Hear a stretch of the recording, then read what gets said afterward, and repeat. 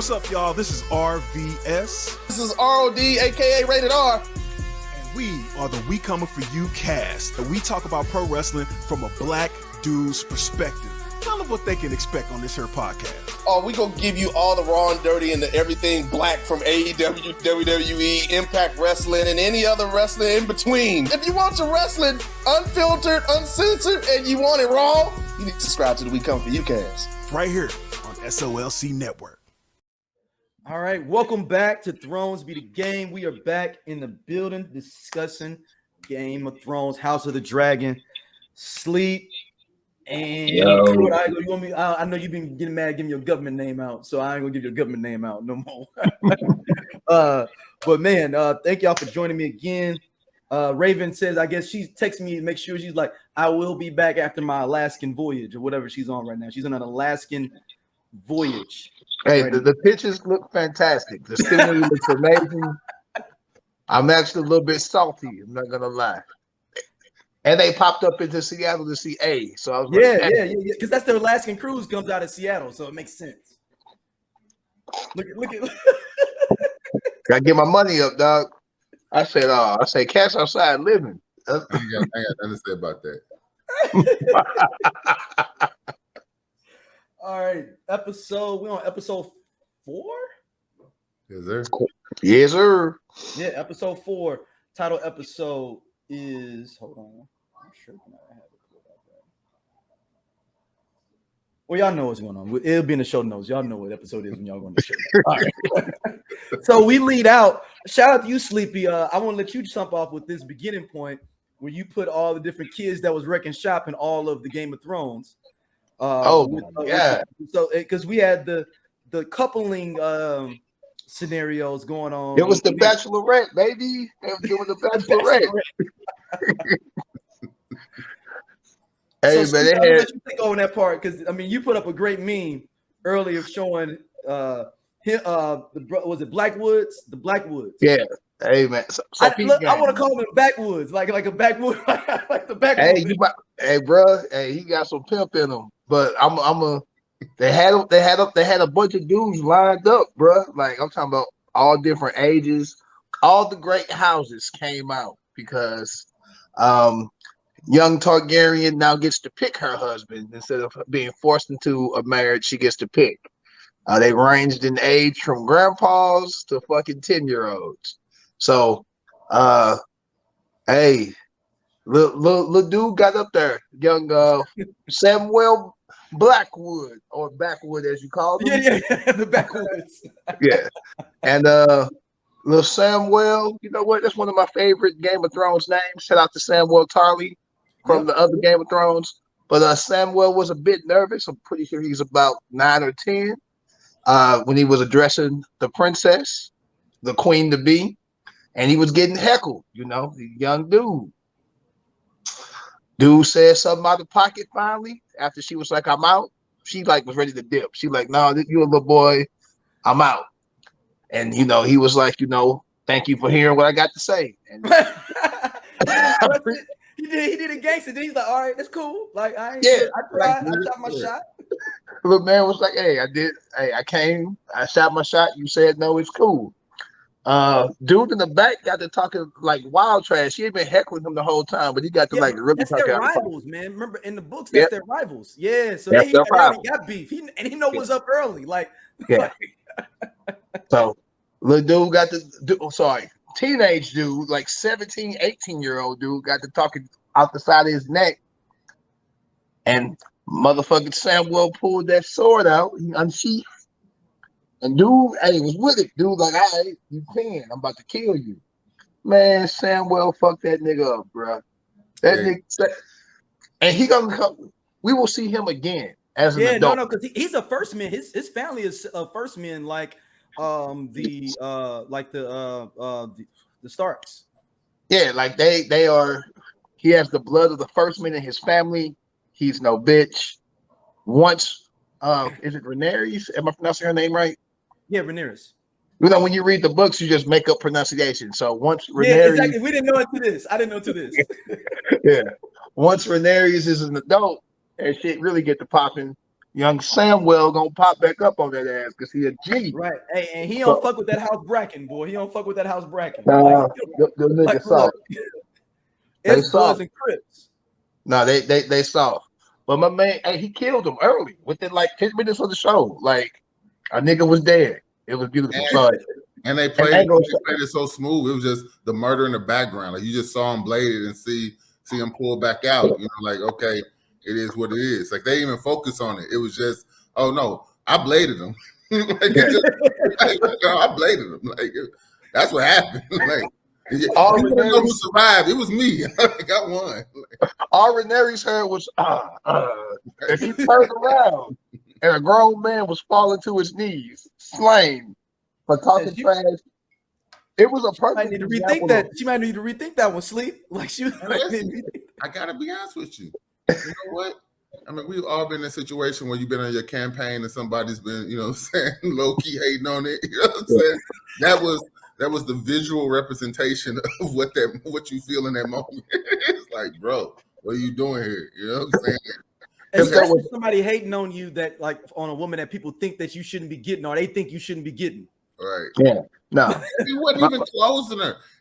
I'm not saying the hate was right, but I'm saying the hate would be different if he was trying to protect his clothes versus the other kid. He clearly wasn't closing.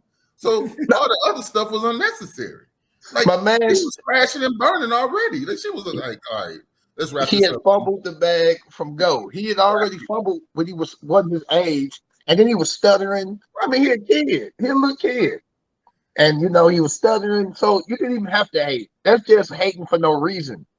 But I read on Twitter, I forgot who tweeted it, but this was the perfect example of fuck around and find out in TV form. Because literally, dude was talking trash. And when dude took the sword out, I'm sure grown man, Bracken was like, oh, I'm about to fuck this little boy up. And I can get away with it because he pulled the sword out first. Right. I'm defending myself. And let's be more clear. I'm sorry. Go ahead, brother. You good? I'm just saying, like, let's be clear. Like, take all the fantasy out of it. Imagine you 12 trying to close a 20-year-old. Like, this is already an unfavorable situation. You know what I'm saying? Like, this is already a favorable situation. This has L all over it. You're taking this L. You know what I'm saying? It's a practice run. Yeah, you're going to this L. Right. And you know what? I was thinking that same thing, Sleep. Was his dad like, you know what? I'm trying to get you out there. You ain't gonna win this, but at least get you out there in the court for other women and other fathers to see you like, oh, okay, he's viable in 5 to 6 years for the next good woman within a certain area. Exactly. This is one of those situations where your big cousins can shoot your head up and go holler at a dog, and they know it ain't no chance, but they just go prove you a man. Go at least go talk to her. You don't get over that rejection. You don't get over the rejection, and you don't know how to shoot outside your league. You don't get two important life lessons all at once. You know what I'm saying? You're not gonna close. You know what I'm saying? You shooting out your league, and you ain't gonna take this L on the rejection. It was an important life lesson that they were trying to teach this young man to learn, and old boy was adding this unnecessary heat to it, and he paid with his life. Yeah, I was about to say. Clearly, Samwell was not flirting with the chicks, but he was practicing with the sword. He's clearly been practicing his swashbuckling skills because he wasn't practicing that mouthpiece. He was practicing that sword piece. And it started out just so they bad. go back and tell do the Brackens go back and say like, yo, yeah, such and such died. Like, oh damn, what happened? Hey man, Samwell did it. What if Samwell the second? And they think it's like Samwell the first. Like, oh yeah, Samwell the first get down. Like, no. They can't even have beef after that. It's the second of his name, Samwell, not the first of his name. Yeah, I have beef after that. Like, you know what I'm saying? Like, think about this. Like, think about if your 20-year-old son, your 17-year-old son, come home all tuned up, and then you like, yo, what happened? Somebody jump you? Nah, man, this 12-year-old ran up on me and you know what I'm saying? I'm positive. If they had World Star, because they don't, but I guess they equivalent to World Star. Is the Raven? 50 Ravens went out as soon as they got back. Ravens went everywhere. He said 50 Ravens. Niggas was finding Ravens everywhere. Like, hey, bro, this little dude might be a problem. We might have to kill him now. Best outcome for Buddy was that he died, because can you imagine trying to hit the streets after getting tuned by a 12-year-old and you was the one mouthing off? Like, he could never hold his head up high no place else. Like, him dying is an L. I'm not saying it's not an L, but I'm saying that living would have been more of an L. This harkens back to last episode when we was talking about it's peacetime. So niggas just be talking shit, but they ain't been in no battles. Yep. They ain't did nothing but practice. Little dude be practicing against grown men, clearly. So it started off so bad. Like, because he couldn't even get the story going at first. Dude was clanking them around. Little dude was, I thought he was done. Well, I have to sometimes like put myself in the mindset of anything can happen. When I'm watching this, anything can happen. So it may not happen like I think it's gonna happen. So he was knocking them around. I'm like, damn, everybody killed this boy already. No. He got centered. My man, I'm gonna use a remote. My man got centered. He got ready and got to doing his thing. And next thing I know, dude died horrible too. It was It hurt. Is that in the Raven too? That's in the Raven too, Sleepy. That's in the Raven too. I died horribly. I guarantee it. Backwoods went to the Ninja Academy. You know, he was like, like this. Like, he was like, yo, I done learned this jutsu. I learned the murder jutsu already. Like, I'm ready for that. Man, I rewatched it. After he killed him, he put the sword up. Like, ain't nobody else gonna fuck with me. He was like, Yo, he put it back in the thing. I thought he was gonna vomit. I thought they were gonna show him vomit to be stressed about it, but he didn't. He was ready for it. Like, he was still. I bladed the cat, and it was a press, but I'm good. He still was good. It wasn't like, I accidentally murdered somebody. I wasn't prepared for the outcome. You know, he vomited. No, I'm ready for it. It was cool. Like, you know. Oh no, his pops at the crib, like the Raven got there. His pops was like, golf claps. Look at my boy. Look at my boy. His father got him a whore when he got home. He most definitely got put on. He was like, look, well, you'll be ready next time. Let me put you on real quick. I bet you'll be ready the next time. Hey. Bro, I'm sure his knights may have taken him to the brothel that day. Like, it's time. Oh, yeah. He went back home to the pleasure district for the next couple of days. And what's crazy, he was so calm that might not be his first murder. Like, I'm like, I was like, hey, you're not lying, Sleep. I was thinking the same thing. Like, he didn't kill before. He was way too calm. He kept looking at Buddy like, yo, man, what you on? You know what I'm saying?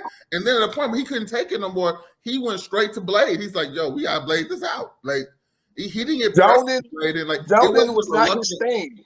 Jonan and talking shit, not his wheelhouse. He didn't say no words back at that. He went straight to the sword.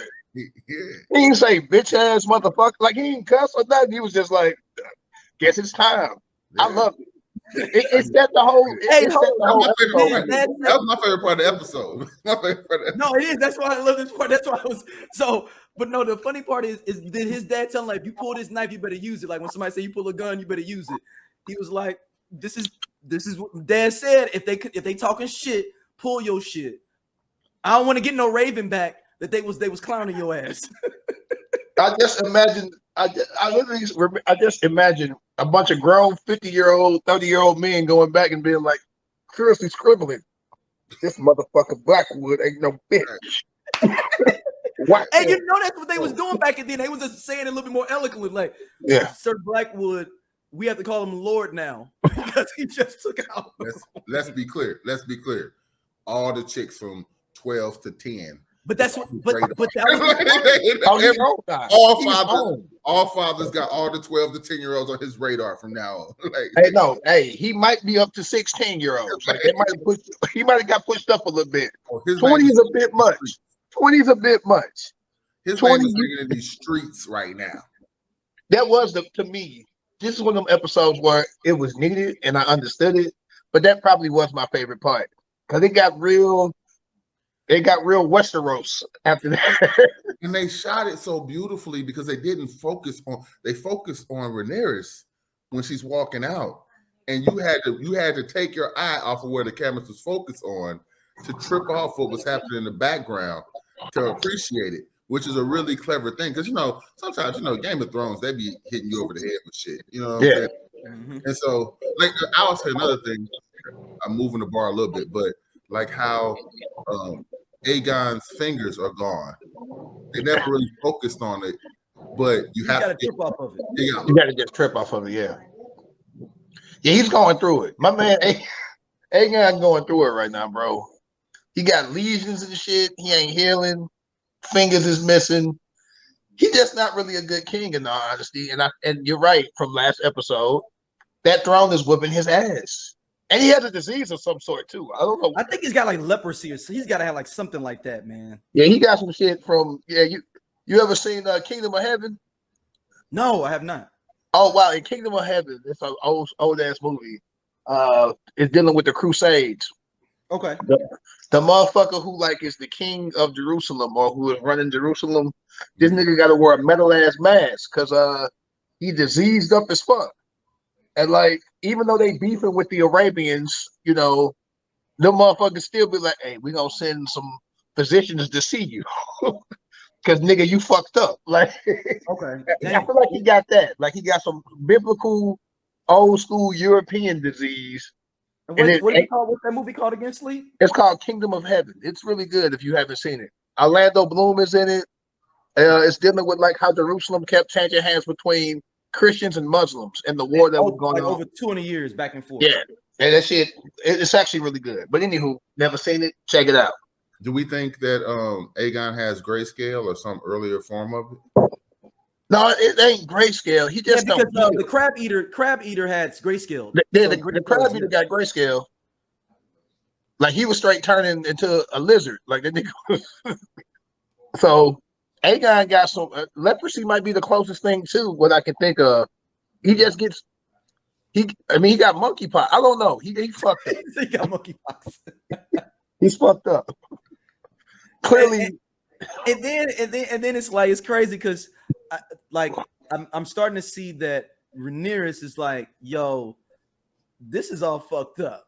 Like I kind of want. I think a part of her feels like she doesn't even want that whole thing of being the heir no more. So I think that's like how it's too much of a burden. I think that's how she was feeling at first, until she went to that little festival and they was making fun of her and shit, and then she was back in it. Like she was like, "No, these motherfuckers not." Like she was visually upset that they were joking about her being the queen and shit. Like she wasn't with that shit at all. You ever had a situation where you didn't want some shit to happen, but a motherfucker like, yeah, you don't need that shit anyway. And you like, bitch, what the fuck you mean? Like I feel like that's what happened. Like, yeah. I'm sorry. No, go ahead, bro. I was just saying that. So 2 episodes ago, I was saying that I don't understand what they're doing with her character. Like, regardless of whether or not she wants to be, Queen Regent versus Queen Consort. The simple fact is that it's a hierarchy, right? You know what I'm saying? And heredities matter. So regardless, she has to procreate. She's not going to live forever. Like she's not an immortal. You know what I'm saying? So I just want to be queen. I'm going to be queen forever. I don't have to worry about marrying anybody. It's like her concerns are stupid because everybody has to procreate. Even if she was a boy or a man, she would have had to marry somebody and had kids. She wants the title without the responsibility of what the title comes with. The title comes with you got to procreate. You got to choose a suitor. You got to have more kids. That's just what is happening here. Somebody got to shoot the club up. Yeah. So even after her father had a wife and had kids, and when his wife died, they go, you got to get married again, have more kids. So how is she? And her mother on the first episode was like, look, your part to this, this empire is producing heirs. So how is she's so anti doing the one thing that she's known her entire life was expected for her? And then even then, okay, so say she doesn't want to have kids. What does she think the plan is? Like she thinks that what is this going to fall into succession plan after that? Yeah. After you. So originally I thought she was a lesbian because her and her little partner used to be real cozy in the meadow up under the tree. Like that was some real. It was some I other thought the shit same going thing too. It was some other shit going on there. But this That was episode told me, yeah. But this episode clearly let her all let you know, oh, maybe she's bi, but she's clearly like swords as well. I'm gonna make it a little PG. Cause I'm just like, you're right. She has duties as or princess, I don't know what to call it. As she has to continue the line in case her little brother gets killed, even if he wasn't, or even if he never becomes, number two, she's still supposed to have kids to keep the family name going of whoever she marries or whatever.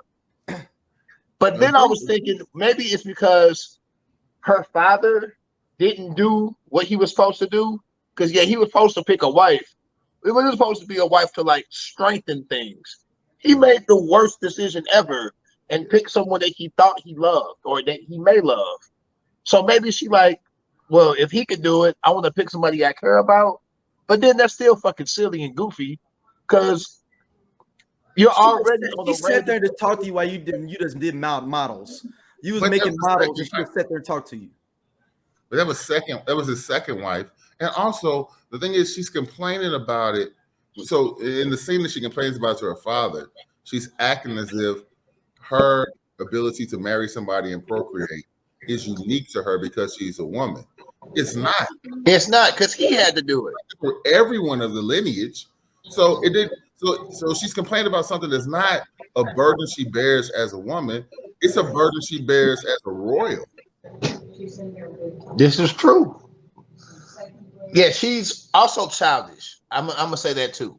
Like she also is just now becoming a woman, and she still has a childish mind because she wanted to be her way no matter what, and it's just not realistic.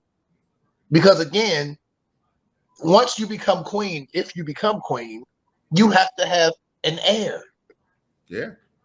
Or else, when your ass old and gray, it's gonna be the same fucking situation again. And it's gonna be a civil war. Or it's gonna be like, okay, so who is it? Then you gotta make it. You have to have a council to name another heir because you don't have nobody. Right. So, like just like her father, at least at this point, she makes bad fucking decisions. Just period fucking that. Well, mentioning her father, do you think this was his strongest moment in this episode, firing Otto? So we skipping a whole lot. We can't. I'm gonna come back. I'm saying since we'll come back to all the sexual stuff going on with her and Damien and all that. But I was gonna just keep that circle and then we go back. We'll go back and do that last. It still fucks me up that you call this man Damien. Yeah, no, like oh no, I mean that's the first time he's had balls since he picked his wife. Picking his wife was actually pretty ballsy. It was because he didn't go with what the fuck he was supposed to go with. He made a decision like this is what I want. Was it a fucking horrible decision? Yes, but it showed balls. He still ain't got the sea snake back. Like that shit's dead. The sea snake don't fuck with this nigga no more. That one sea snake not even came back. He literally stayed out there. He stayed in the stepstones. He has not come back. He on the council. My man ain't been to a council meeting in 4 years. Right. He ain't came to shit in almost half a decade. He done. Like I'm out. And what's crazy, dude can't even replace him. The sea snake's so important. This nigga can show up today and sit right at the table and be good, but he ain't coming back. No. He's like, I'm good. So now, firing his wife's dad is a ballsy fucking move. Oh yeah, it's ballsy as fuck. I mean, that's his wife's dad and his former best friend. So I mean, but he alluded to that he always kind of felt that he did up his dad. But also though, let's keep it a buck though. He only did it because Rhaenyra pushed him to do it. This is also true. Okay, well let's go back to that. He manned up when he was boxed in the corner to man up. And the thing is, what was the hand's name? I'm drawing a blank. Otto. Otto. Yeah, Otto's play was so obvious. Like it was so obvious. You know what I'm saying? So it's like it took the daughter to point out that in order for me to do what I need to do, he basically did as a compromise. She's like, I'll marry who are ready to marry to protect the realm, but you got to do what you got to do. And it was the most obvious thing that he was doing. It's like, how did you not recognize it, or it didn't bother you before? And he showed, and this is my problem with the first 3 episodes, is he showed no indication that he was even hip to what Otto was doing. He wasn't, because he's the worst king in thus far that we've seen. English stuff. Like most people, men, women, or children, somebody asks if your sister comes to my house and be like, yo, hey, it's so great that you want to get some concrete work laid. I actually own a concrete company. I'm gonna look at it strange. You know what I'm saying? It's like most people do that. You know what I'm saying? I was a king. I was a literal king, not considering the fact that, hey, look, the person that's related to me, who has a really close relationship with me, may be trying to leverage this relationship in the moment when I'm being, I'm suffering and I'm mourning my wife. Like, how are you a king and you're not asking your question, what do people want from me in these situations? Like, it's not like she was his daughter that was like a bastard daughter, a daughter that didn't grow up in the area, that he may have not known was his daughter, and it was like a kind of a secret. Like, you've known this dude your entire life, according to what he says in the episode. You knew it was his daughter. Like, how did you not, the first time she showed up talking about being, I'm sorry, a 15-year-old girl interested in statues and model cities. Like, I don't know what this say.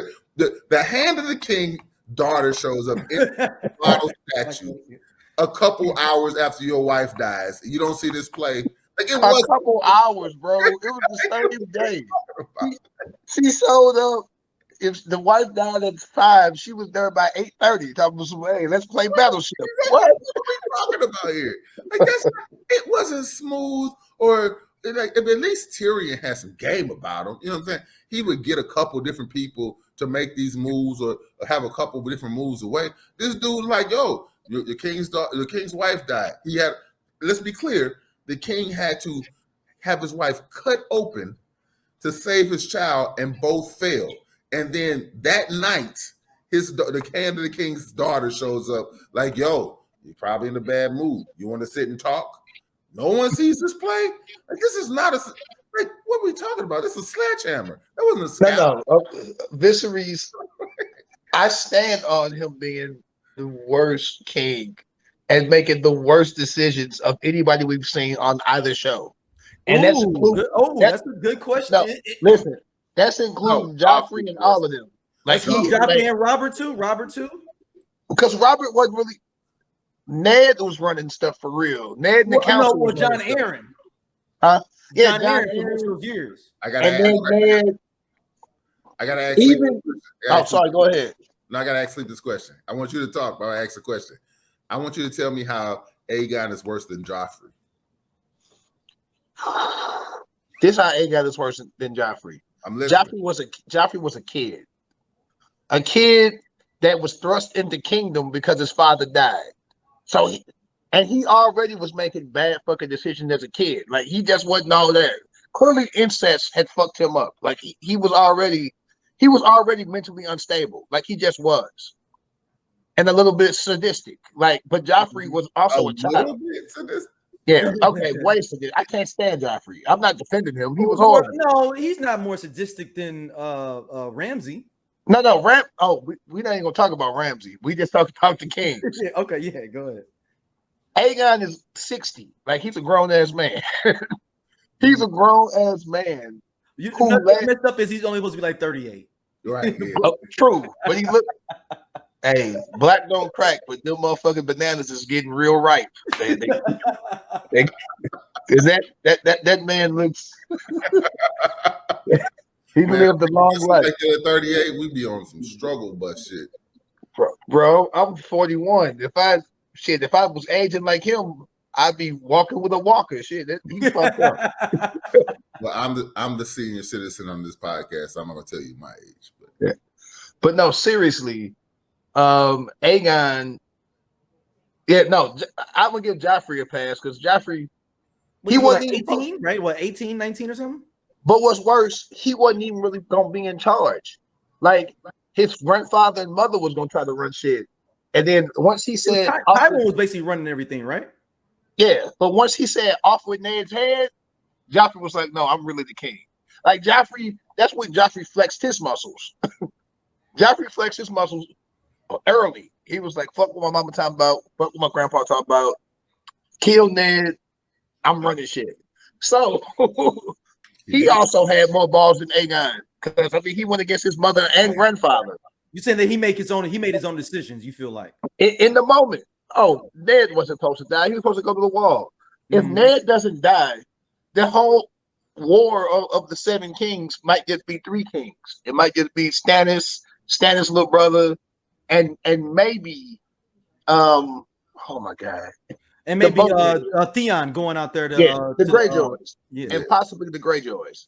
But if Ned just goes to the wall and he marries Sansa, man, the Starks is cool. The Starks, they like, fuck it, Ned at the wall. Daenerys, though. Daenerys still had 3 dragons. And it's true. Her ass would have popped up at some point. This is true. And this timeline would be funny, though, in this scenario is because Daenerys would have just popped up and they probably would have figured out their little situation. They're like, we didn't even know this shit was going on. Like, oh, yeah, they probably would have chilled out and been like, it's just happened with some dragons. Has she wild out in King's Landing with 3 full-grown dragons like she did in episode 8, season 8, that would have been problematic. Hey, what's crazy? She should, if Ned wasn't so fucking honorable, she'd have died in season 2. They knew where she was at and what she was doing and was in the spies, and Ned would be like, chill out, calm down, don't do it, leave her alone. That, because of Littlefinger and the eunuch, I always forget that dude's name, but the bald head nigga with no balls. Viserys, right? Viserys, yeah. They knew what the fuck she was doing the whole time. That dude they was living with was a spy and was reporting to Viserys the whole time. So I mean, what's his name? Because his father was the head of the Night's Watch. He's the one who gave Jon Stark his Valyrian steel sword that had been in his family. Yeah, Mormont. Yeah. He was the head of the Night's Watch. He's the one that made him. He made him kill him to endear himself to the wildlings. Yeah. Daddy Mormont. Shout out to him. He was a good guy. He was gonna die anyway. He's like, I'm gonna die anyway. Shit. I might as well put you over. Make you feel at least continue and figure out what the fuck is going on. I'm sorry, I have to put it aside. It was so gangster that John he gave John his Valyrian steel sword because he had disowned his son. Then John tried to give it to Sir Mormont, and he wouldn't accept it because he said, "My father disowned me, and so it's not mine to have. He gave it to you. It's yours." That was it. Yeah. I thought it was a really gangster moment. Yeah, it was. Yeah, no, Jorah Mormont was he had made some mistakes, but he was another traitor or some shit, right? He eventually became that, but he had turned against the crown, and his father did not. So his father swallowed the pill so that the family's name could live. He joined the Night's Watch, and his son was he took the black cloak because of like my son out here wilding. All right, I'll take the coat because my son wilding. He said, you know what? I'll go. Fuck him. He ain't my son no more. I'll go. So, but Jorah Mormont, everybody plays a part. If they think about Game of Thrones is, or A Song of Ice and Fire, everything has to happen the way it happens, dumb or not, for prophecy to be fulfilled. So everything really had to happen that way. It's just watching it in real time. You're just like, why would you do that? Like why? But that's the thing about destiny. Sometimes dumb shit gotta happen for it to work, I guess. And that's the thing I hate about fantasy. This shit always work out how it's supposed to, even after they've made blunder after blunder after blunder. But those blunders that's how it was supposed to happen. But I gotta push back on that because we still don't know what the fuck happened with the prince that was promised because it's Jon Snow. How? But how was he the prince? How does he? No. But the whole thing is Rhaegar knew what it was because Rhaegar had been getting fed all this stuff and he had visions. He was basically the same equivalent as Aegon the First. Was it one of the vision that he didn't come to world? So Jon Snow's only job. He knew Lyanna was the one. I gotta have a baby with her. Mm-hmm. Or some people believe that he thought he was the prince that was promised. No. Some people think that Rhaegar thought he was the prince that was promised. He may have, but it ended up being his son. But the crazy thing is, Jon Snow's job was to unite the North, because she doesn't win none of that without the North, especially after them dragons start dying. Also, if she doesn't go to the North first before going to King's Landing, the Knights, every time you kill somebody, they become a part of your army. The White Walkers would have fucking ravaged everything. They would have showed up like a million deep. I could argue against it. But sorry. But the most important thing is Jon Snow's job to keep Westeros from being ruined was to kill Daenerys. That was really his job. Oh, Daenerys, so that was his destiny. I hear you. He saved Westeros by killing Daenerys. Daenerys would have taken Westeros into eternal war. She wanted to unite the world. She was on some Hitler shit. And that was not going to work. She would have went. So okay, no, I like this one. Hold it though. Let's hit it up. But here's my point though. My point is this though: if Jon Snow stays dead, then he never meets Daenerys. Daenerys never goes to save Jon Snow north of the Wall. Her dragons never murdered, and then the White Walkers never have an ability to destroy the Wall to get into Westeros in the first place. They were going to destroy that wall by hook or by crook. They were going to get that wall easier. It just made it easier. They was going. I don't know how. I'm telling you right now. No, and that's my issue though. That my issue is that no one ever substantiated what their plan B was. I mean, I'm sorry, their plan A. Because look, because the Night King killing a dragon, I get it. Yo, let's call it audible on the play. You know what I'm saying? Hey, there's no cornerback or safety over there on the wide. Go route to the end zone. But I'm saying that what was the plan A? Like he had to have a plan to destroy the wall because the wall is magically guarded. So because no one in the world at that time believed in White Walkers didn't mean that no one believed in White Walkers. The wall existed because people believed in them and wanted to be a defense against them to coming into the other parts of Westeros. So we're in a rabbit hole right now. We're in a rabbit hole right now. You definitely got off topic. We will have to continue this. Maybe we'll do we'll have to do a bonus episode on this, man. Yeah. Yeah, but my one question is, as we move on, is before Sleepy, you said that you thought Daenerys would become Hitler. I'm very interested. I won't say Hitler, but she wanted world domination. She was Pinky. Do you think she went back to the Free States? Was my question. And she literally told them after they had taken over King's Landing that they were going to go and march on and go to the Free Cities and take that. Her plan was to continue the war. But she already had the Free Cities, though. The Free Cities. No. She had them little islands and shit where the Slavers Bay and all that shit. Yeah. She didn't have where the Citadel was. And all. Oh, you talking about Bravos and stuff? You talking about Bravos or Dorne? Yeah, she had. Her plan was to continue the war. Literally after she took King's Landing, she's like, "What are we gonna do next?" Like she's like, "We're gonna go do some more shit." But the strategic problem she had though would be even if you say Jon Snow, because he is the Targaryen, half Targaryen, she didn't have anybody else that could really control her dragon, so she had to be there in order to use her real military force.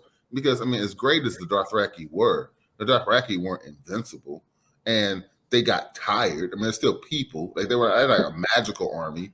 So it's like you can only push them. But Unsullied was some gangsters, though. That's a whole different set of dudes she had. But even the Unsullied, it's like they're still people. Like they're not magically imbued with power. Like they get tired, they get hungry. They definitely don't have necessarily the sexual desires. But I'm saying but also it's like what we fighting for? Like you're already the queen of the 7 kingdoms. I'm gonna go with this other land so you can make them part of your kingdom too. Like there's only so many of them, and she didn't have a renewable source of the Unsullied because she killed the creators of the Unsullied. Any Unsullied she lost, she couldn't replace them. There's no this is true. And she would have still had to go fight the Greyjoys as well, because the Greyjoys hadn't kneeled. Like it was shit to do. But instead of her wanting to go do the important shit, like let me take care of Westeros, she like, oh no, I don't want there to be a slave left in the world. I don't want no more slavery, which sounds fantastic, but she doesn't have an infinite army. Right. Unless she took over the Night King. And what are you going to do when you leave and go away and somebody else just takes King's Landing? While you are gone the fuck away with your dragons. Similar with Rob. Yeah. Rob Stark, when he was like, "Oh, we rolling out. We Autobots roll," and then nobody's at King's Landing to not King's Landing at the Winterfell to make sure it's straight. Yeah, like she would have had, as he said, she's got to leave with the dragons. The dragons are the big joker. If they're not there, it's a fucking crapshoot. Anything can happen. Yeah, like the dragons got to be there. Particularly in a world where no one's seen dragons in, 50, 60 years, so like the 3 fully grown dragons is her trump card. Exactly. Oh yeah. Oh, bro, that's her Uno out. Like I got dragons. Like what are you going to do if 3 grown-ass dragons fly in? Even if she don't burn nothing down or do nothing, 3 dragons fly in, you might just wave the white flag. It might not even be a fight, but she's got to go there. And Dorne far as hell, bro. Like Dorne ain't no hop skip. Like Dorne is a journey. Yeah. And back to House of Dragon, we see that because in a world where dragons and full-grown dragons still exist, they still can't. Yeah, exactly. A dragon show up, and everybody go, "Yo, all right then. Well, I ain't really as committed." But Dorne's still like, damn, that's like going to Cali. Damn, do we want to go down there and get Dorne? I'm good. It's all good. If y'all don't want to bend the knee, y'all just stay a free state. This is true. I'm gonna cash my chips on out because this is a little bit more. We betting a little bit more than I was willing to risk tonight. I got my rent money on yes. And Dorne's in the desert. The dragons ain't got nothing to eat other than people. Like Dorne never bent the knee. Like so, even when it's 6, 7, 12 dragons, Dorne like, bitch, we far. Like, what do you? Dorne between Valeria and Westeros. They flew over Dorne to get to Westeros. And was like, yeah, we good. Like, this ain't even worth it. This ain't even worth it. Ain't worth it. Well, I mean, what do you can't grow anything there. Like, ain't no like the dragons got to have goats or something or like goats need grass. Ain't no grass. Like it would have made more sense for Aegon the Conqueror to just hit Dorne and be like, "Yo, this is far enough away. Like there's no volcanic ruin. It's a little ragged, but I got dragons. I could do it right here, close to home. I could swoop back to the spot, see if there's anything from the ruins that I could salvage." He's like, "Nah, I'm going further away." Ain't no like you got to know how to find water and shit if you're in the desert. Like the Dornish, that's where they from. It's very hard to beat people in them rough situations. Because truth be told, even fighting the Starks would have took a minute. But I forgot the dude's name. Yeah, but he kind of bent the knee just because they had dragons, and supposedly Aegon came through and said, "I know about the White Walkers." Exactly. Because so it was more like a deal. Like, all right, they basically were kind of like Dorne. They didn't fuck with it. Like they ain't fuck with what was going on in Winterfell. No, Aegon literally was came through and was like, "Hey, bro, we know y'all guard the wall. We could probably kill y'all with these dragons, but then who the fuck gonna watch the wall? If we kill everybody up here, ain't nobody from down there finna move up here in the snow. So how about this?" And y'all love it. I don't disagree with your assessment in real world. Yeah. This is why I break the fourth wall and start thinking about what the intent was. I think that the North was kind of like in World War II when Germany tried to invade Russia. And it was like Germany just wasn't prepared for the cold. Oh, you did. You know what I'm saying? It's like we gotta be out here similar to getting dorm. Exactly. Listen. And so it's like that their fighting force isn't prepared and can't really prepare for the reality that the fighting force that you're gonna face up north, it lives. You know, you like gotta send nothing but dragons. They always so cold ain't nothing for them. Like they cold and they just gotta do go to work. You know, but it's like that type of cold affects people differently. So when you come from the south and you hit up north, you're like, well, look, now you have to worry about your army compensating for the cold that they've never experienced. Oh, I agree. Army 100%. Protecting what they got in a cold that they're used to. You know what I'm saying? Like, it's not cold to them. You know, maybe if it's like 20 below, it's cold to them, but 0 ain't cold to them. But 0 is like, man, I'm not doing it. Like, have you ever met somebody from California that comes to St. Louis and you know what I'm saying? It'll be 40 degrees here, and you walk out the house without a jacket and a hoodie and some jeans. Say, what are you doing? You have a coat on? You're like, it's 40 degrees. Like, sit outside. You know what I'm saying? And as somebody from St. Louis, I lived in Ohio for 6 years. And Ohio winter, it's the same as what it get here, but it feels so much colder, bro. It's 30 degrees in Ohio different than 30 degrees in St. Louis. It's something about it. Oh, and if you like in maybe Chicago, in between some buildings and that wind hit you, or you in like Cleveland by the lake, it's something different about 30 degrees in the cold. That's interesting. You brought that up, Scott. That the idea that maybe they're scared not to take the battle to that cold area. Yeah, I said it was like literally. I mean, I ain't trying to put too much of my business out in the street. But I have people in Southern California. They'll come to St. Louis. I'm sorry, they come to St. Louis. They will call me from California, and they're like, "Man, it's freezing here." I go, "What's the temperature?" They go like 67. I'm like, "Are you kidding me?" We like, barbecuing. I'm barbecuing. We playing football outside in t-shirts and shorts and 67 degrees. You refer to 67 as freezing? Now they different. We don't even call 32, which is literally freezing. I know. You could throw a hoodie on and a beanie and survive in 32. Look, so, I don't really need. Technically, I don't even wear a coat till it gets below 30. I'll just wear a hoodie. If it don't get below 30, I'm wearing a hoodie and a hat. We are blessed that I don't wear gloves until it's single digits. You know. Hey, listen, my wife and my mother-in-law and people get on me all the goddamn time. Because I'm walking from a car to a building. I'm only outside for I'm not getting on the bus back in the day. Like back in the day when I was a kid, yeah, I was getting on the bus. I needed I'm outside I don't need all that to be, because once I get in the building, I'm hot. Now I got to take all this shit off. Or I got to figure out where this big ass peacoat gonna go. Like a peacoat, at this point, a peacoat is just a fashion accessory. I'm going somewhere fancy for dinner, and I gotta wear a peacoat. But on a regular Tuesday, I'm probably just outside with a beanie on, and forget a glove. Gloves for shoveling snow or some shit. But why I'm wearing gloves to get in the car? And why would I ever have a scarf on?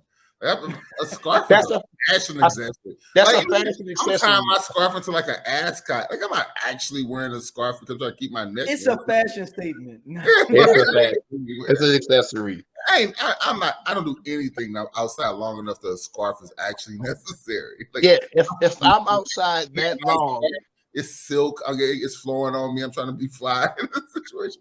If I'm outside that long, I'm raggedy because I'm shoveling snow or doing something that I'm going to be outside for an extended period of time. I don't match at all. I got on whatever color boots was the warmest. I got on some bullshit I don't care about. I clearly don't care. My night stuff is clearly for fashion, and that's it. CP, I gotta ask a personal question now. What's up, bro? Shovel your own snow? You know what, man? I do. It's good exercise, man. I do. I don't pay no kid to do none of that. I'm shoveling. I'm outside. It's good. I mean, St. Louis don't get that much snow for me to be that upset about shoveling. That's why I got That's why I can throw $20 for a kid to do it. Well, see, like I said, I lived in Ohio for 6 years. They snow different. Missouri snow don't bother me no more. Okay. I live where real snow. Like once you live somewhere like Minnesota or Wisconsin or some shit. Yeah, like, I can see that. And I lived in Iowa for a while, so same thing. Yeah. So like St. Louis snow is like, honestly, truthfully, if not for the mailman might trip and fall and sue us, I'd probably just wait 2 days and it'll melt. Because St. Louis weather is so ridiculous, it could snow today and be 44 tomorrow. So I guess that's my thought process on it. But yes, I shovel snow. Not no issue for me. So I'm in the finally, driveway. let's talk about my man Damien, aka Damon, having his tryst. Now we got to go back to my man showing up. My man Damon showed up with the crown. With a Peter Pan crown on. He had a crown of wood. This shit was made from like wood or some shit. He like, yeah, I'm the king of the sea. He showed up on some bullshit. He just come up with some random crowns. It wasn't even a real crown. Like it wasn't even like a real thing. He did the Westeros version of pulling up in a Cadillac. You know what I'm saying? No. And Sleepy, it's the equivalent. You're a wrestling fan, Sleepy. It's the equivalent of the $1 million belt. It was a crown that meant nothing. My man showed up with the $1 million belt. I disagree. It was the Ric Flair show up. Yeah, it was the Ric Flair show up because he checked Rhaenyra. He knew it was Rhaenyra, and then Dragon checked her before he showed up. Then think about it: the Dragon checked the ship before it made it back to King's Landing. Did a flyover? Did a buzz like a buzz? But to the, she still tower. Beat him to court. So he waited for her to get off the boat, unload, and get to court, and he still made a gangster entrance. Like, he was a G. That was a last show right there.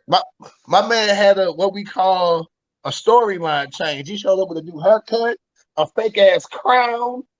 He ironed, clothes was pressed. He didn't come in like he had been on a dragon flying for miles. He wouldn't put an outfit on. Like he wasn't there.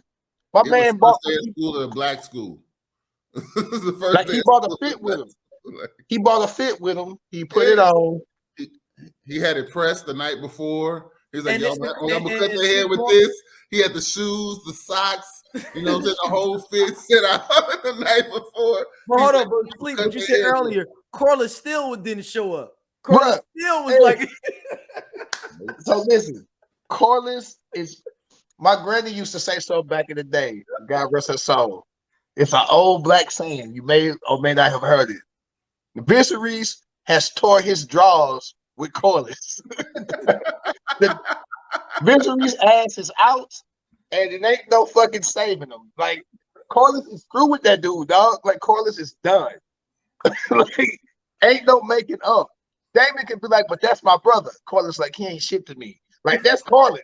Like Corliss is like I'm through. Man, this like, come back with, for the younger. Come back with me. I'm gonna translate for some of the younger people that's watching. Yep. Corliss is like it's on site. Yeah.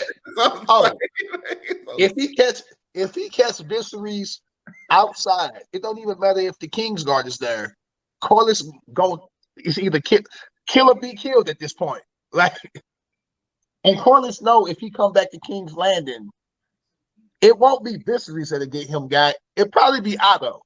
Otto probably get Corliss took off the board because Viserys ain't smart enough. But Otto is he's not Littlefinger because he real. What's the word? He just not as smooth. Like he's not smooth at all. Like he's just not. Littlefinger was smooth. He did shit that we didn't find out he did to season 6. Right. Littlefinger had done. Like when we didn't know about John Aaron, and he set up John Aaron like till way later. I said, "Well, ain't this some shit?" So, D, can I ask you on Sleep a question? Yeah, go ahead. What do you think Otto Hightower's move's gonna be from here on out? Since it's episode 4, he's been removed from the hand of the king. What do you think they're gonna do with that character from here on out? Manipulation of his daughter. Yeah, about to say his daughter's still the queen, so he's finna be in her ear all the fucking time. And that's the problem with his move to a certain extent, is that you still got the enemy in your crib. It's not like you just said, I'm divorcing her, everybody out, that's a Hightower. You got somebody that's influenced by like her dad. It's like, and I realized she don't really love dude for real. Yeah, when they had the sex scene. When they were smashing, he doing his best. My man is working as hard as he could work. and she What's ain't that leprosy moaning, on his back? bro. She ain't moaning. Her eyes ain't rolled. She ain't made a peep. She ain't even tricking them. See, to the point now, I'm not gonna even fake it. I'm just lay here, hurry up, old nigga, get through. Even going back, remember that he requested for. He was like the king requested. He was like, shit. Yeah, she was mad from the go. She like, damn, I got to go get this nigga some. Ain't this some shit? And I she was literally just getting settled down. I was read a book. Like, but they introduced something that I didn't know. I didn't know that the queen and the king didn't sleep in the same room. that happens a yeah, lot. I mean, that's the in general in medieval times periods like that. What I'm saying is this. I mean, you ain't it's know. weird. It's some weird shit. We all married here. Ain't nobody always throwing flowers on the bed and popping. Well, no. But that the king is like, yo. Part of it, I think, is they wanted to bring side chicks in, like my traffic situation. I just need you to have you somewhere else. I don't know what's going on in here.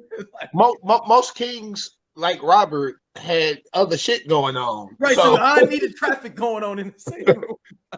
Now, I don't think Viserys got shit going on. That nigga just go to bed. He can play with his little statues and shit and lay down. But other he keeping the tradition, sleep. He keeping the tradition. Yeah. All I'm just saying, that nigga he probably be like, let me move this statue right here, and then he'd be like, put some ointment on my back, and then he lay down. Like but the rest of the kings be outside. Like they do. Every kings got bastards. All the kings got bastards. The king say I got a full clip, then I mean you gotta have that full clip. He loves her. Here's a question. We looked at her face in the show. My question is, what was the alternative? For her? No, not for her. I'm saying what alternative would have been acceptable to her? Was she willing to be like, yo, you got a full clip, but I'm willing to pass those duties off to somebody else? She can't. So that's the thing. Because she's so young, she can't. She can't. Number one, she's too young to be able to say like, "Yo, I'm kind of tired." You only 19. She's too young, bro. Get it in. Like I hate to say it. Would she be willing to pass those duties off? I'm sure. I'm sure she wished. I'm sure she would too. She wished he had a side. Like he, like I don't think he did though. No. If he had a side, why was she there? I'm saying if he had a side, why was she there? He does not. That man ain't got nothing but statues and that crown, and that's it. And that fucking throne. That's all he got. His daughter don't like him. His brother don't like him. Half of the goddamn court don't like him. The city don't like my man's is like all he got is her in his mind because she been fucking playing Dungeons and Dragons with him for the last 5 years. He think that he good. Like he like she love me. She come and play with my fucking statues. My favorite statue broke and she got it fixed. Oh my god, she loves me. Whole time she been fucking playing the Game of Thrones. Her daddy was like, go holler at him. She was holler at him. So she got monogamy from the king, and she was upset that the king gave her monogamy. I'm saying, like, here's the thing. But she don't. I don't think she wants it. Let's run through the options here. And she go, look, I ain't really trying to do it all the time. If you want to go do something else, rock with it. She can't say it because she's so young. Well, I'm saying this though. You telling me he wouldn't be like, bet? No, he wouldn't. No, he got outside. He got a little. It's like an older dude. Hey, hold on. I gotta respond with in context, in canon statements. Damon told him when we were her age, we ran through the pleasure district. Mm-hmm. So we know that dog is in him. Whether but you're missing the point though. He fell in love with his dude that got a 20-year-old chick, and he just like cool, just having a bad little young chick. He ain't out in the streets. He ain't moving like that. He just happy to have a nice little dime that he can get up in and feed his personal ego. I'm gonna be real. He moved like that. He ain't moved like that in years. He actually loved his first wife. He ain't been outside since he married his first wife. That's all. He ain't got no bastard. Married here, ain't nobody giving up. But you gotta think he's been married since he was 19, 20. He ain't got no bastards. 18 years in the game, and then his wife died, and then he get a new wife, and then he just stay with her. He ain't been outside. Literally, he married the next chick he met. You a free pass. He doesn't even have any bastards. Listen, he ain't got no bastards. What are we talking about here? Hey, Sleepy, that is it. That is the answer right there, Sleepy. He ain't got no bastards. Every other king got bastards. He ain't got no bastard kids from the first wife. He been not outside. Like he has been inside for a decade. My man been inside for a decade. Outside different. After a decade, outside is different than what you remember. Let me talk about how we got here. I can see that it's his personality. Yeah, I agree with you on that. I am saying that we saw visually his actual wife was not into her actual obligations to her. I don't even think he noticed. Right. And you're true. He didn't seem to notice. What I'm saying is this: if the wife is not into the activities that are her duty in that moment, offered that man a pass, you think that he wouldn't take that pass? No, he wouldn't. Nah. His pride, his ego as the king wouldn't let him. That's the thing. This is where we disagree. No. I disagree. I also think if your wife gave you a pass, you be like, but also, Scott, the game ain't in him like that though, Scott. That's the game's not in him. It's not. He's also probably. And Damien might have been slaying them chicks in the brothels more than him. He might have had a little one in the corner. He kind of like, you've been to a party, your boy, and he just fixate on one girl. Like that's the one I want, and I'm just gonna fixate on her. And everybody's like, oh, I'm gonna kick it with anybody. Everybody got a partner that get one chick. Yep. It's a million chicks in the room. He could get 15 numbers if he wanted to, but he see one. And that's the one he gonna get. Now he might get one again the next week, but he ain't getting 4 in one night. He getting one. And I can see that. But I'm talking about your wife giving you a pass. But she's also fair to put that option out there too. I'm talking about your wife again. I'm sure her father not your idea, not your idea, your wife going along with it. I'm talking about your wife going, look, I don't want to do this with you tonight. Go do it with somebody else. You're telling me that you think that if his wife said, look, I can't do it tonight, do it with somebody else, he would say no with his wife giving him a pass? And this is why I say, this is my reason why. I also think he's self-conscious because he only got 3 fingers and fucking lesions and shit on his fucking body. He ain't trying to be. Could you imagine if the streets found out that not only is this nigga missing fingers, but his back fucking look like he got leeches on it? Bro, the insecurity, yes. The streets can't know this. That's a good point. The streets can't know that this nigga is falling apart, dog. Like, that's the last thing that need to happen. It's another chick that's a prostitute. She gonna go back to the house and tell all her partners, man, this motherfucking dick little, he can't fuck, and he got fucking shit on his back.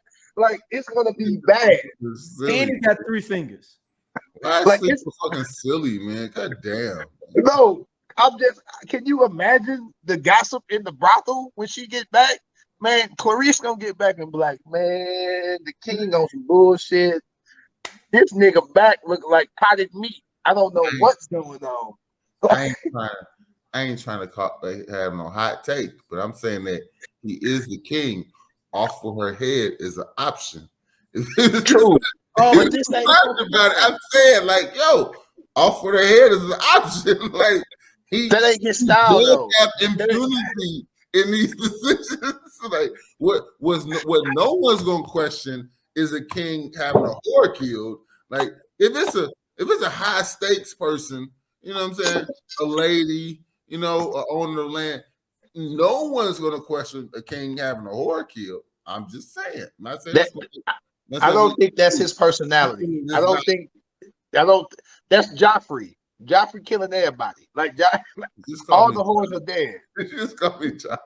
No, I'm saying Joffrey getting whores and shooting arrows at them, bro. Like, Joffrey different. Yeah. This is him. This nigga fell in love with a chick that was playing with some statues, bro. Like, they was playing with collectibles. She came over with the He-Man collectible toy. It was like, here you go. And this nigga was like, I'm yours forever. Like he different. Like that's all I'm saying. I never played with my collectibles. That's fair. She came with a rare G.I. Joe.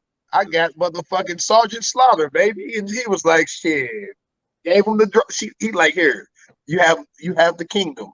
I am yours. Just in case my wife listens to this podcast, an acceptable anniversary gift is a completely boxed Optimus Prime from the original pressing of the stainless steel Autobots. Like that. That's a great gift. Big ass truck, a big ass box. That's a great. Not the plastic remodel. I'm talking about the actual steel die cast. Yeah, bro. The original pressing of them.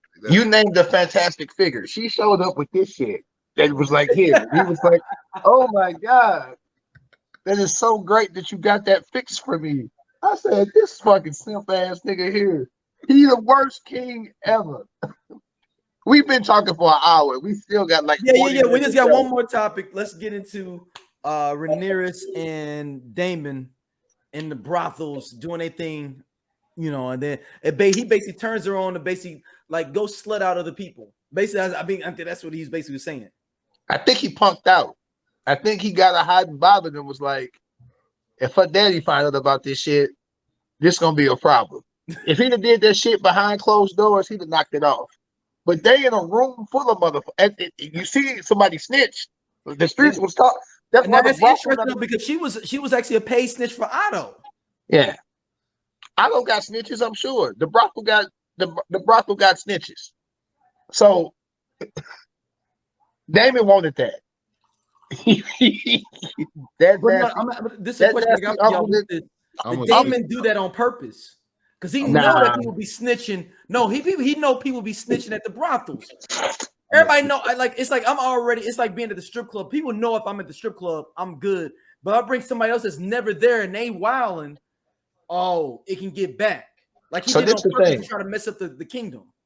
I feel like he would have just went ahead and smashed then if he was doing it on purpose. The smash is the icing on the cake. He got kicked out regardless. He got kicked out for fiddling. If I'm gonna get kicked out, I'm gonna go ahead and knock it off. Like, so I feel like he realized what the fuck was going. He got caught in the moment, in my opinion. Like he took her there. There was an orgy going on. He got hard. He like, shit, I've been wanting to smash you. He was 6. Not me. This is this nigga. Cause he an old R. Kelly ass motherfucker. When he showed up in the first episode with the necklace, I knew, even without reading the book, that he was on some bullshit. He been pedophile from the get-go. He showed up on some bullshit from go. So it ain't like this is some new shit. He showed up a little nasty uncle from the get-go. He showed up the uncle that you can't leave around your kids. Like that was him. So I was with you until the last part. Now, some old black. Here's the thing. Think about how he played it out. He plays it out by giving her a detailed account of how to get out her room without being noticed. Yeah. He sends her a way to cover herself so she's not noticeable to the general public. They go to a place where, let's be honest, most commoners don't know what the princess looks like. Her hair may have given her away, but the clothes, aside from her hair, if she had put her hair up in a bun and put a hat on, then the rest of the clothes didn't necessarily. No, the outfit was flawless. Like right. Then they get to the place where people know him and know her, and then they don't have disguises on. In that regard, I think it was intentional to put her in a compromising position. And let's keep it a buck. We know how the story ends. Like he's laying the groundwork for what comes later, right? And so that's why I think he made that move because he went straight to what we accept he's gonna do, which was, give it to me now. You know what I'm saying? Because he still has a play for the crown, and the prince is a child. What, he may be 4 now, 5 now. Like he can't take over the royal duties. You know what I'm saying? And then if he gets the heir, and he's even just the king consort, but she trusts him, she values his opinion, so he still would have a sway of influence in that moment, even if she's actually the regent. But he, but she trusts him and she looks to him already as a source of knowledge and experience and things. So I think it was a great play for him to sully her name without actually sullying it, because she doesn't feel the type of way that he sullied it. I think that it was really weird that they showed us that she wound up sleeping with her protected knight, because that kind of changes the dynamic of things, because Daemon doesn't know that part of it. Daemon knows that, Daemon knows he took her out. She saw the stuff in the streets. He took her to a whorehouse where she was noticed, but he didn't actually fuck, and then he left. She gets back home safe. The I Only Listen to 90s Music podcast is a show for 80s babies who were 90s kids. If you were a No Limit soldier, then this is your show. If you believe that Cash Money is not an army but was a Navy, this is the show for you. If you and your friends ever tried to sing a song written by Escape, In Vogue, Shy, or Boyz II Men at a talent show during middle school, this is your show. The I Only Listen to 90s Music podcast is a bunch of 80s babies talking about all the songs and things that we loved when we were kids and teenagers. So if you went to the skating rink and you were at a lock-in, this is the show for you. If you think that Tevin Campbell was the original Prince of R&B, this is the show for you. If you don't understand the conflict between Monica and Brandy, but you're kind of on Monica's side and understand why Brandy got punched, this is the show for you. Make sure that you tune in, subscribe, click the little subscribe link.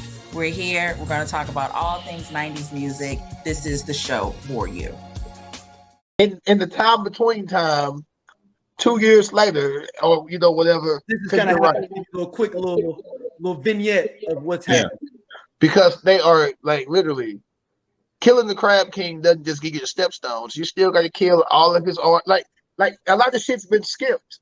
I would like to know what Corliss has been doing. Like we're 6 years, like from episode 1 to episode 4, 6 years have transpired. Yeah. But unless you pick up on it through conversations, you don't know that 6 years have transpired. That's a big thing. No, it's huge. A lot of stuff has happened. They could have showed. Maybe I would think that Otto was a little more gangster if they would have showed him sprinkling a little bit. I just get to see his plan, and I'm just like, well, that was obvious. But maybe he did a good job with a misdirection or some shit that we don't know about.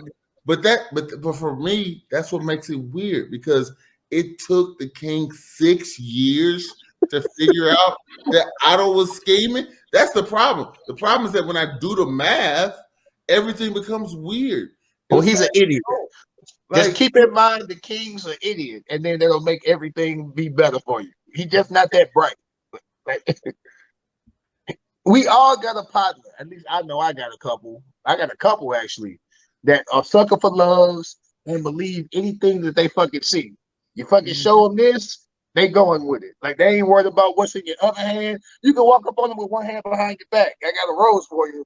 Whole time you got a 9mm behind your back. They looking at the nice looking rose. It's people out here that are that gullible, and I think the king is just that gullible. But the problem is Daemon and Rhaenyra is that they are the same characters from episode 1 to episode 4, and he did not strike me as trying to fuck her in episode 1, and he almost fucked her in episode 4. You ain't see nothing right when he put the necklace on her neck, bro. You ain't see a little bit of. Listen. You ain't see a little bit, just a little bit. I didn't, because I don't. That's not how I have nieces, and I have given my nieces gifts and not want to have sex with them. Like every gift that I've given all of my nieces, it did not have part to it.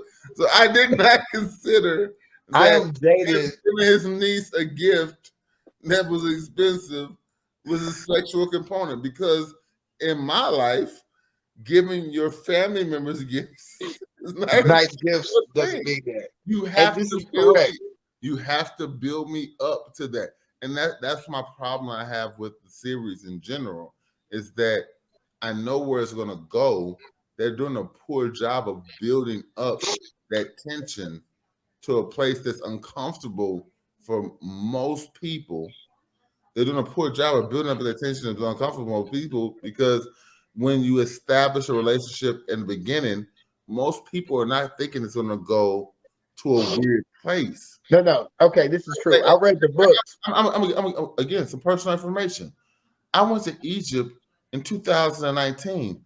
I bought all of my sisters and all of my nieces cartouches, right? Whereas I was in Egypt, I bought them stuff and jewelry. There was no sexual intent behind it. I just bought them. It was just a necklace. I bought them. So I don't watch a show and think that you gave your niece a necklace. Like women like jewelry in general. You know what I'm saying? Like our wives engagement rings. If women didn't like jewelry, our wives wouldn't have engagement rings because I have no need to buy an engagement ring if you don't like it. Like I'm buying stuff that you like.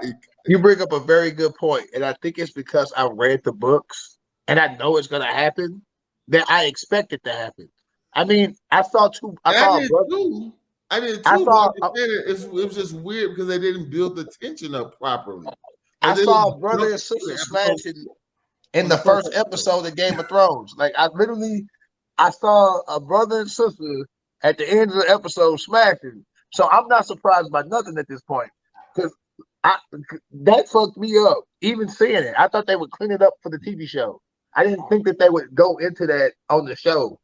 And they from jump was like, oh no, brother and sister fucking. And I was just like, whoa, they doing that on the TV show? I didn't expect it at first. So now I expect everything that happened in the books. If it's already written, I expect to see it in some form. We know the Targaryens do incest because the Mad King was insane because of incest. Like they established that pretty early. So I'm like, well, if the Lannisters is doing it, I know the Targaryens doing it. I'm just waiting for it to happen. And I agree with your premise. My problem is that from a showrunner's perspective, we were talking about a new series.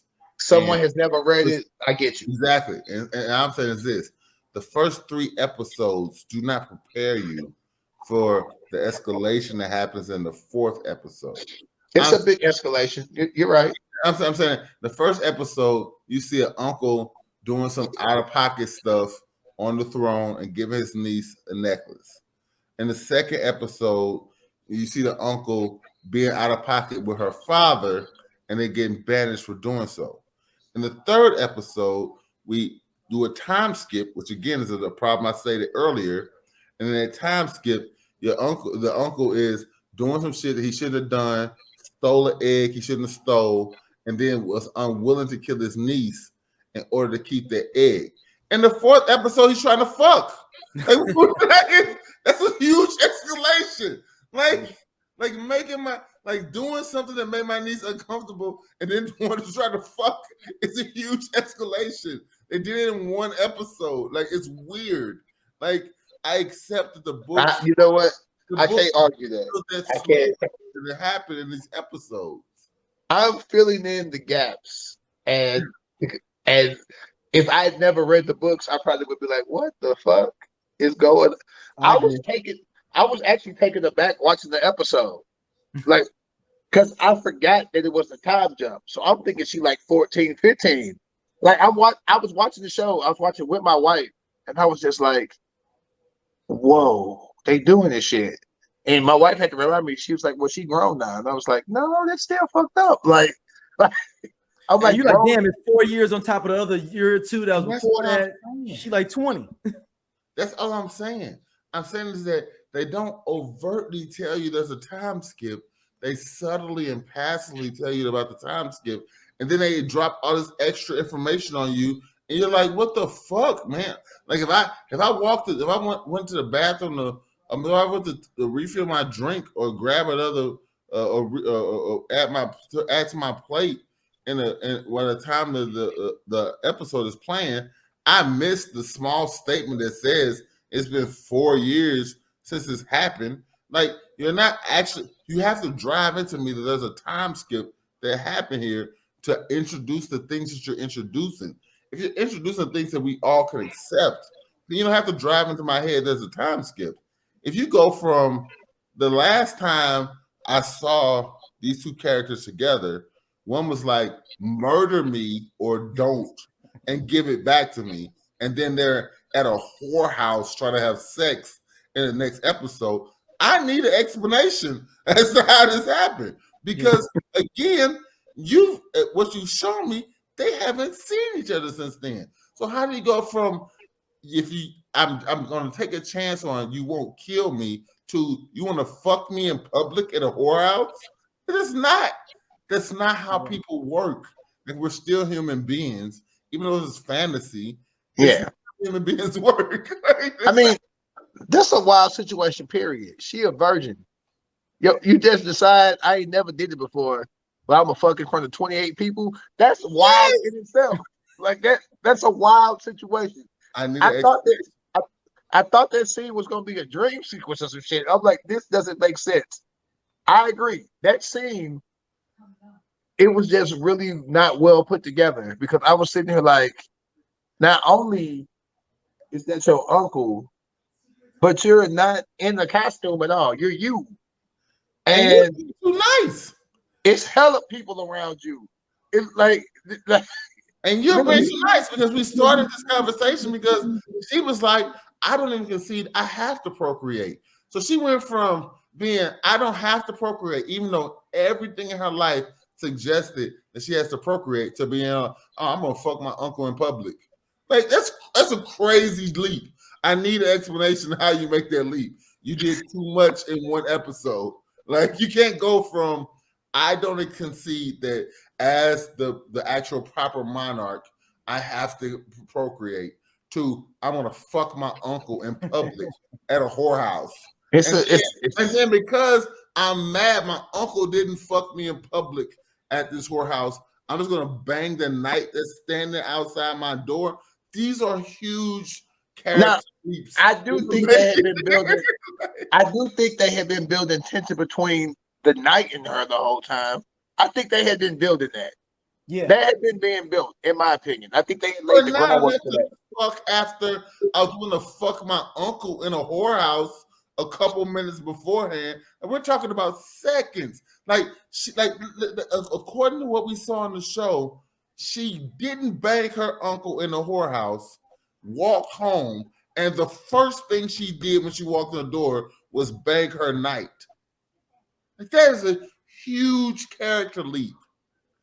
I'm not talking about anything other than what was presented in the show. I got you. Huge character leap to do that. Like, here's the thing. We're married. Like, let's be honest here. When does your wife come home and go, the first thing she wants to do is just fuck you?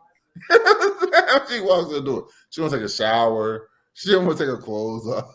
She don't want to get comfortable. You know what I'm saying? Like, what are we talking about here? Like, I've met enough women to know that, like, the first thing a woman walks in the door is not just, oh, I'm just like teasing you and grabbing your stuff. And then she's a virgin here. So she's tantalizing this guy in a way that's super weird. We don't know if he's a virgin, you know, but she's just grabbing his helmet and throwing it around and taking away from him, this and another. Quite honestly, she's in King's Landing. He could have just said, you know what? The princess can have my helmet tonight. I'll walk back outside. Like, you know what I'm saying? Like, this dude dies if he fucks her. You know what I'm saying? Like, we look at it from her perspective and they show it to her perspective, but the simple fact is he puts his life on the line to tap that ass that night. Like, there's no scenario in which people find out what he did, he's not murdered. Zero. Oh, I mean, he's a part of the King's Guard. He's not supposed to be having sex anyway. Yeah, he dies. I gotta be honest with you. That person. Oh, no. Hey, man, listen, my man made a bad decision. And then at the end of it, they wound up having Plan B. So even if you say, you know what, look, I die, but I knocked up a princess, my lineage will wind up being royalty. They have Plan B. Like at the end of the episode, they go, "Yo, whatever mistakes you made, we can undo here." Like, why would he risk his life? Like, they don't explain any of these things at the end of the episode. Oh, so everybody thinks that she had sex with Damon, so that's what they're trying to clear up. They don't know shit about him. His shit's unknown. The Plan B for Damon. So I mean, they just think she fucked Damon. So they're like, "Hey, we gonna give you this shit." I mean, Cersei was taking that shit like crazy when she was fucking Lancel. When Cersei was fucking her cousin, she was popping the motherfuckers. She was taking that Plan B shit every fucking night. And the fucking dude was bringing it to her. Dude was like, "I got you your shit, ma'am." Like, Parcell show up with the, "I got it for you." So, I mean, I hate to say it. The show push on that statement is that all her kids were still actually relatively attractive. And if you had sex with your actual twin brother, they would be grotesquely deformed. Oh, listen. Like, none of those people would look like they looked if you actually had procreated with your twin brother who you shared half of your chromosomes with. Oh, listen, man. It's definitely a fantasy. It's a fantasy. The Targaryens should have looked hideous. They have been having incest for centuries. Like, literally. They should have looked like the hills have eyes. Like, I get that. But we have to suspend like real life and just go with this is a fantasy world. The fact that they are all semi-attractive or attractive to people lets you know that it's fake. Because they should be fucked up. Like they should be. The Targaryens should have looked like ogres. From Go. They literally, from the first Targaryen nigga to fly over, he married one of his fucking sisters. They was incested from the beginning. They've been incested for 100 years. They should look horrible. But it's fantasy. Agreed. So you gotta suspend real life a little bit. I struggle with it too. But yes, you're right. Fucking what's that boy name? Joffrey. Joffrey should have looked like a fucking elbow. He should look like an elbow. Joffrey should have been Tyrion. Yeah. Joffrey should have been Tyrion in the books. Yeah. Like Joffrey should have been Tyrion in the books. Absolutely. Absolutely. An extra ear or something. Like ear on his forehead. Something should have been fucked up with Joffrey. Or Myrcella. Or fucking Tommen. Tommen actually was the most adjusted of all the kids. The nigga was just soft because he was the baby. Exactly, just soft. Think about how wild Tyrion was because like Peter Dinklage was the biggest win for Tyrion possible. Like he was fantastic. Out of all the people in the books, like Peter Dinklage just having a scar on his face was the win for Tyrion because Tyrion was described way worse than Peter Dinklage in the scar. Yeah, they fixed him up. Peter Dinklage was like the white troll. I mean, not the troll. He's the white orc from Lord of the Rings. Like that's what he was, the short white orc from Lord of the Rings. Mm-hmm. That's what he was described as in the book. Yeah. And Peter Dinklage was just a scar on his cheek. That was a win for that motherfucker. Oh yeah, no. He was a great actor too. The only other actor I thought they could have played that, but he was too old, was the old dwarf from Peter Warwick. Yeah, you know what I'm talking about. Yeah, from Willow. From Willow. Hey, Willow would have been like if they, you know how they do.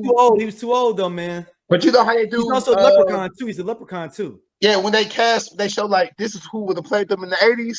It'd have been him. Like, yeah. I'm like, he'd have been perfect. Like, Brad Pitt would have been like, one of the Lannisters. He'd have been Brother Lannister.